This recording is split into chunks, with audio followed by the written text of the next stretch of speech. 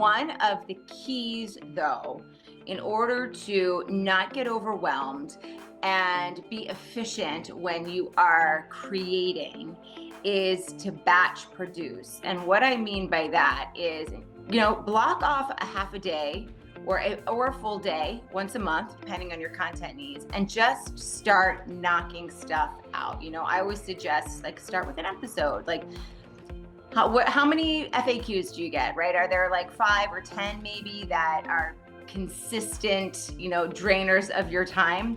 And create a series, create a 5 to 10 part series answering those questions. You can release them on social, you can release them on LinkedIn, and oh, by the way, you can put them in a newsletter or you can put them on your website or whatever.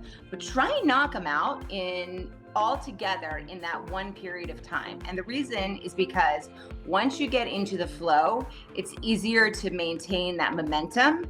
And if you don't block out time to do it, it won't get done. I know that all too well. And the other thing I think I would suggest is don't try and do all the things, because if you try and do all the things right off the top, you will not do any of the things because it is too darn much.